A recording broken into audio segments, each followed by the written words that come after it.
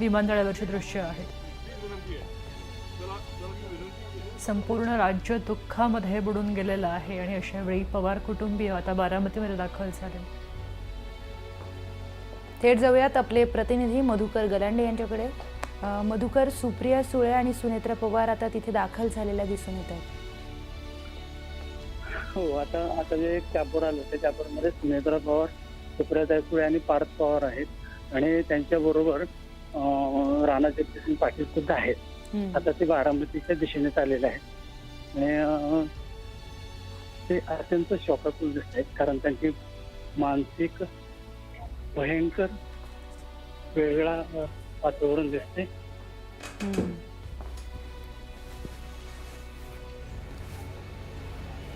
अगदीच आपण बघतोय की सुनेत्रा पवार आणि सुप्रिया सुळे या दाखल झालेल्या आहेत आणि पार्थ पवार देखील तिथे आहेत। खरं तर अशा सगळ्या परिस्थितीमध्ये मृगा काय बोलणार, कुटुंबावर शोककळा पसरलेली आहे, महाराष्ट्र हळहळतोय। दादांचं अशा पद्धतीने जाणं हे कुणाच्याच वसनी पडणारं नाही आहे, सगळ्यांनाच या गोष्टीचा मोठा धक्का बसलेला आहे। आपण बघितलं की काही क्षणांपूर्वी सुप्रिया सुळे आणि सुनेत्रा पवार या बारामतीमध्ये दाखल झालेल्या आहेत, सोबत तिथे पार्थ पवारही दिसले। सुप्रिया सुळे या खरे काही वेळापूर्वी शरद पवार या ठिकाणी उपस्थित झाले, त्याच्याही आधी रोहित पवार सुद्धा आले होते आणि आता सुप्रिया सुळे, सुनेत्रा पवार आणि पार्थ पवार बारामतीमध्ये दाखल झालेले आहेत। सगळं पवार कुटुंब बारामतीमध्ये दाखल झाल्याचं पाहायला मिळत आहे। कुटुंबीय सुद्धा शोकसागरामध्ये बुडून गेलेले आहेत। हा बारामतीकरांचा आक्रोश आपण पाहतोय। जनसागर तिथे लोटलेला आहे मोठ्या प्रमाणात।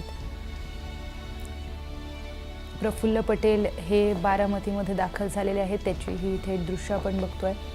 आताच आपण पाहिलं की सुप्रिया सुळे आणि अजित पवारांच्या पत्नी सुनेत्रा पवार या बारामतीमध्ये दाखल झालेल्या होत्या। आता आपण ही दृश्य बघितली की प्रफुल्ल पटेल देखील तिथे दाखल झालेले आहेत। मोठा जनसागर बारामतीमध्ये आज लोटलेला आहे। सगळे कार्यकर्ते, सगळे बारामतीकर आणि महाराष्ट्र हळहळला। कार्यकर्त्यांचा बाप माणूस हरपला आहे आणि राजकारणातील एक दादा माणूस आज हरवला आहे। महाराष्ट्र यामुळे हळहळतो आहे। महाराष्ट्राचे दादा आज आपल्यामध्ये नाही आहेत। सगळ्या क्षेत्रातून आज हळहळ व्यक्त केला जाते। या सगळ्याच पक्षांचे नेते त्यांची हळहळ व्यक्त करतायत, दादांसोबतचे त्यांचे अनुभव सांगतायत, दादांसोबतच्या आठवणी किती छान होत्या हे देखील सांगतायत, दादा कशा पद्धतीचे नेते होते हे देखील सगळ्या नेत्याकडून सांगण्यात येत आहे। आज पवार कुटुंबियांवर ही मोठी शोककळा पसरलेली आहे। आपण बघतोय पवार कुटुंबीय बारामतीमध्ये दाखल झालेला आहे। सुप्रिया सुळे यांची दृश्य आपण काही वेळापूर्वी पाहिली। जीवाच्या आकांताने सुप्रिया सुळे या रडत होत्या, त्याचबरोबर सुनेत्रा पवार या देखील रडत होत्या। काही वेळापूर्वी शरद पवार आणि त्यांच्या पत्नी बारामतीमध्ये दाखल झालेल्या होत्या। आज शरद पवारांसाठी खूप मोठा धक्का आहे, कारण वयाच्या या टप्प्यावर इतका मोठा धक्का पचवणं त्यांच्यासाठी खरंच खूप कठीण होणार आहे। वयाच्या या टप्प्यावर घरातली एक व्यक्ती, घरातील एक जबाबदार व्यक्ती, जिच्याशी अतिशय घट्ट नातं होतं, ती व्यक्ती आज आपल्यामध्ये नाही आहे। या सगळ्या गोष्टी पचवणं अतिशय कठीण होणार आहे पवार कुटुंबियांसाठी। पवार कुटुंबीय एक आदर्श ठरलेला होता की कशा पद्धतीने कुटुंब म्हणून एकत्र राहावं, आणि या सगळ्या गोष्टींमुळे पवार कुटुंबियांच्या एकत्रितपणाची बरीच चर्चा व्हायची, नेहमी व्हायची। प्रत्येक कार्यक्रमात, प्रत्येक सणावाराला पवार कुटुंबीय हे एकत्रितपणे असायचं आणि मृगा आज आपण बघतोय की आज देखील पवार कुटुंबीय हे बारामतीमध्ये एकत्र आहे, मात्र दादा नाही आहे। खरं तर आज सगळी बारामती या रुग्णालयाच्या बाहेर जमलेली आहे। बारामतीतला प्रत्येक माणूस, प्रत्येक तरुण, वृद्ध आणि अगदी लहान मुलंसुद्धा या ठिकाणी जमा झालेले आहेत। त्यांच्या कुटुंबियासोबतच बारामतीकरांचा हा शोक आपण पाहतोय। आपल्या लाडक्या उपमुख्यमंत्र्यांसाठी, लाडक्या दादांसाठी त्यांचा आक्रोश पाहतोय. एकूण 5 जणांचा मृत्यू झाला. दादांसोबत 2 कॅप्टन, त्यांचे अंगरक्षक आणि 1 फ्लाईट अटेंडंट असे एकूण 5 जण त्या विमानामध्ये होते. तर चाहतोय एक दृश्यामध्ये किती भयानक हे सगळं चित्र होतं याची प्रचिती आपल्याला येईल. अजित पवारांच्या विमानाचा अपघात कशा पद्धतीने झाला आणि त्यानंतर किती मोठ्या प्रमाणामध्ये आग तिथे लागलेली होती त्याचं ते दृश्य होतं.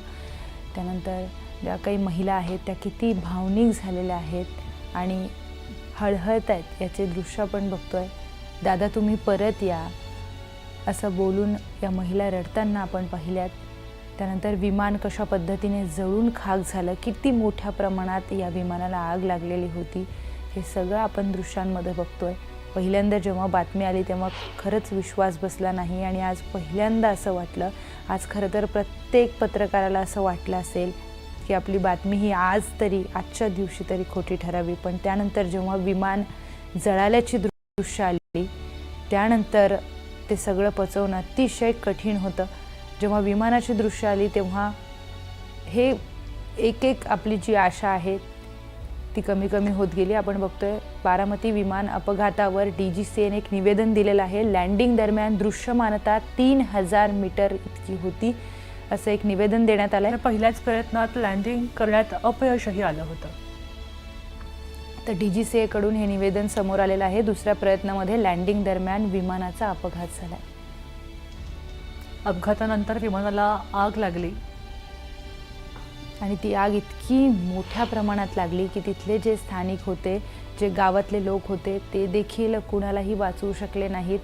प्रत्यक्षदर्शींनी आपली आखोदेखी आपल्याला काही वेळापूर्वी सांगितली. त्यांनी सांगितलं की आग इतक्या मोठ्या प्रमाणात आगीचा भडका उडालेला होता की आम्हाला वाटून सुद्धा आम्ही कोणालाही वाचवू शकलो नाही. आम्ही तिथे त्या विमानाच्या जवळच जाऊ शकलो नाही आणि त्यानंतर जेव्हा ती आग कमी झाली तेव्हा काहीही उरलं नव्हतं. अजित पवार यांच्यासह 5 जण देखील मृत्युमुखी पडलेले होते.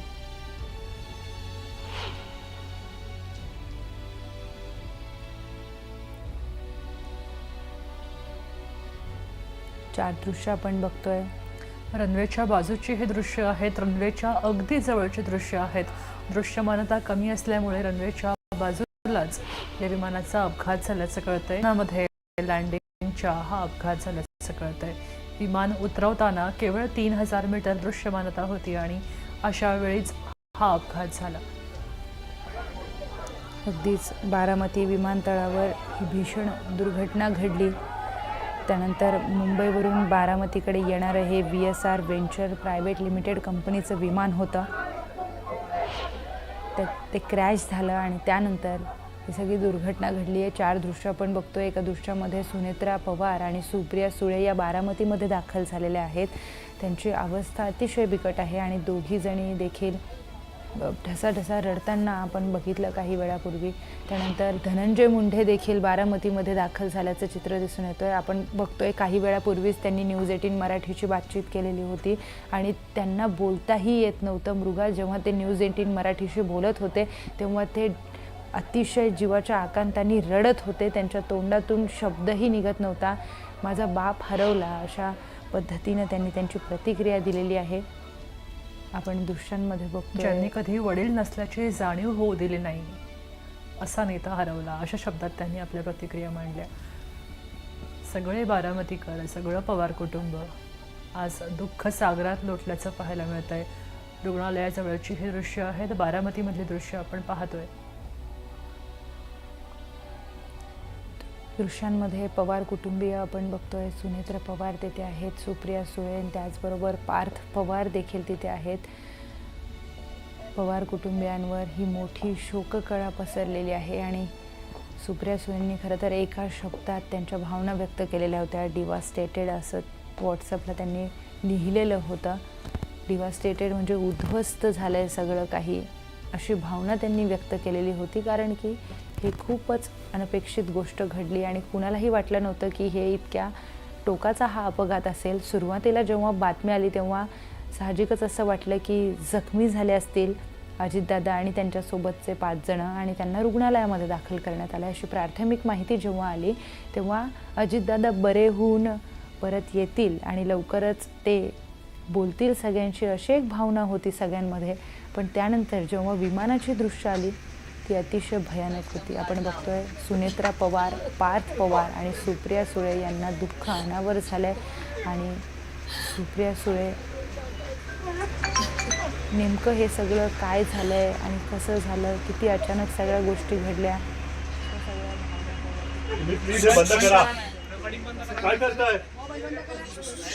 खरं तर अशा वेळी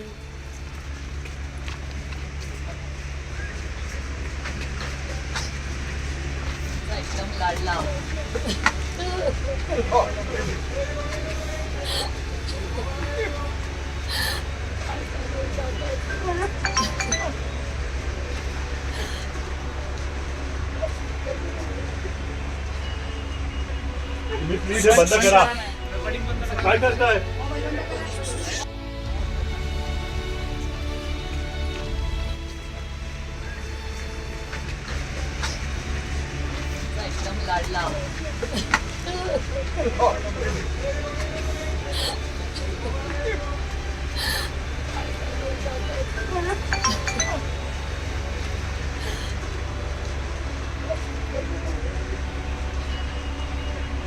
प्लीज बंद करा.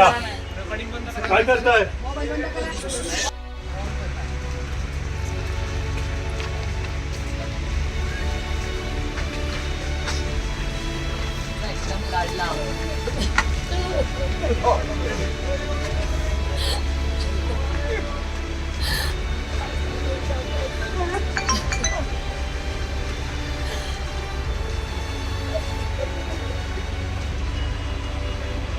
प्लीज बंद करा.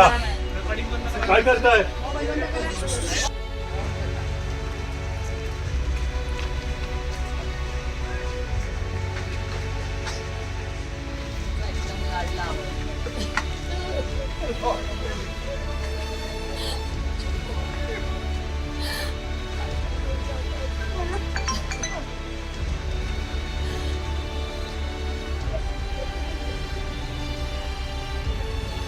प्लीज बंद करा. काय करताय?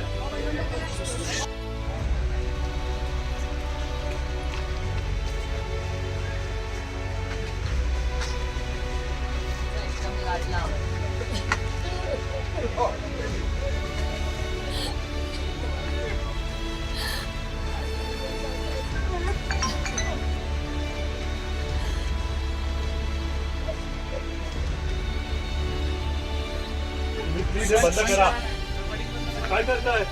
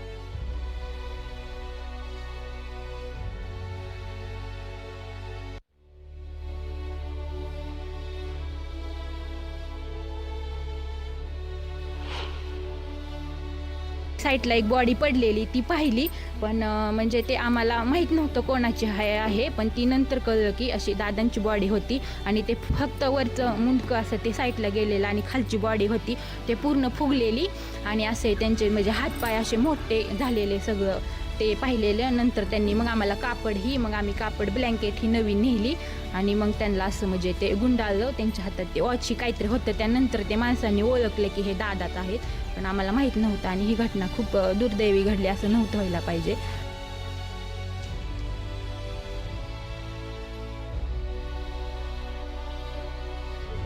बंद करा.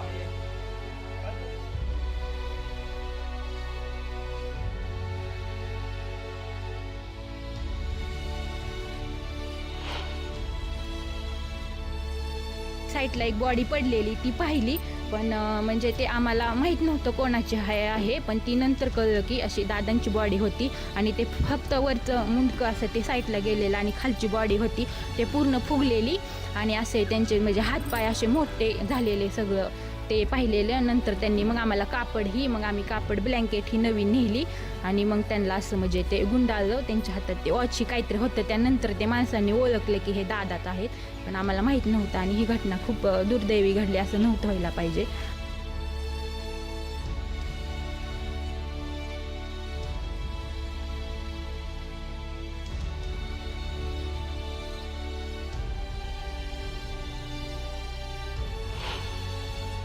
हमने देखा कि एयरप्लेन जब नीचे आया था ऐसा लग रहा था उसका क्रैश हो जाएगा ऐसा हम सोच रहे थे, तभी क्रैश हो गया.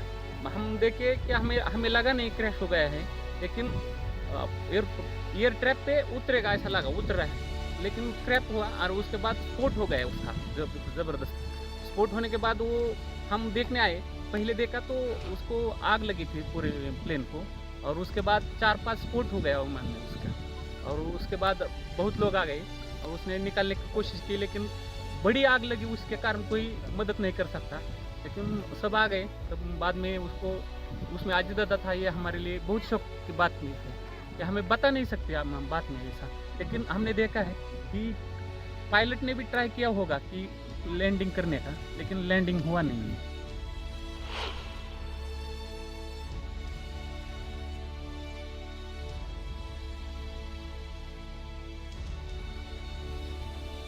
तर आपण ऐकलं की प्रत्यक्षदर्शींनी काय सांगितलेलं आहे, कशा पद्धतीनं हा सगळा अपघात झाला आणि त्यानंतर मोठा आगडोंब तिथे पाहायला मिळाला.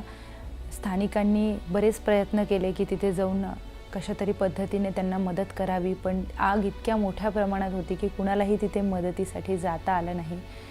एक प्रत्यक्षदर्शी महिलाने देखील आपली जेव्हा प्रतिक्रिया दिली, तिची प्रतिक्रिया ऐकताना अंगावर काटा येतोय की ती असं बोलतीये तिच्या प्रतिक्रियेमध्ये की धड वेगळं झालेलं होतं आणि चेहरा दुसरीकडे गेलेला होता. त्याचबरोबर शरीराचे अवयव हे फुगलेले होते आणि हातातलं घड्याळ बघून ओळख पटवावी लागली, अशी सगळी प्रतिक्रिया प्रत्यक्षदर्शींनी दिलेली आहे. हे सगळं किती भयानक असेल हे ऐकून याची कल्पना करवत नाही आहे, किंवा कल्पना कोणी करूच नाही, इतकं जास्त हे सगळं भयानक आहे.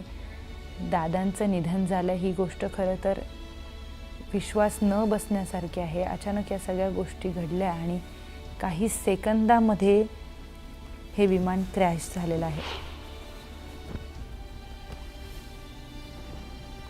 DGCAच्या रिपोर्टनुसार तिथे दृश्यमानता कमी होती आणि त्यानंतर पायलटने पहिल्यांदा लँडिंग करण्याचा प्रयत्न केला, तो शक्य झाला नाही. त्यामुळे त्याने टर्न घेऊन पुन्हा लँडिंग करण्याचा प्रयत्न केला, पण दुसऱ्या वेळी टेबल टॉप तो रनवे असल्यामुळे अशी एक शक्यता वर्तवण्यात येते की त्या सुरुवातीलाच ते प्लेन तिथे धडकलं आणि त्यानंतरचा सगळा अपघात झालेला आहे. काही प्रत्यक्षदर्शी हे देखील सांगतायत की विमानाचे काही तुकडे गावात देखील येऊन पडलेले आहेत आणि मोठ्या प्रमाणात आगीचा डोहा आपल्याला दिसून आला.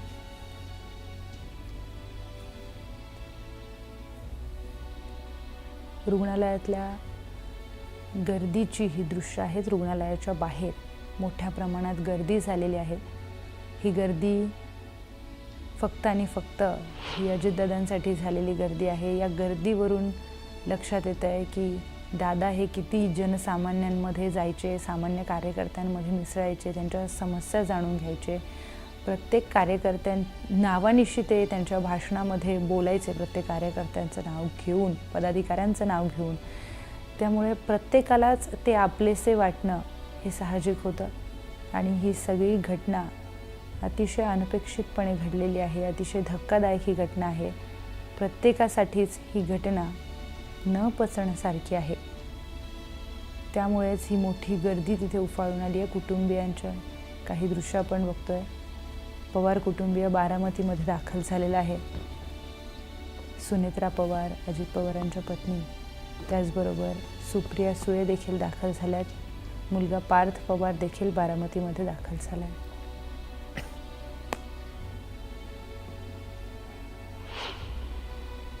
महाराष्ट्राकरता आजचा दिवस हा अतिशय कठीण दिवस आहे. कारण अशा प्रकारचं नेतृत्व तयार व्हायला अनेक वर्ष लागतात आणि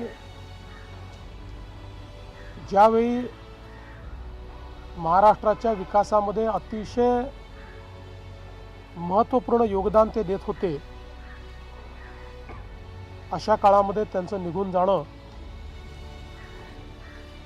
हे अविश्वसनीय आहे, मनाला चटका लावणारा आहे.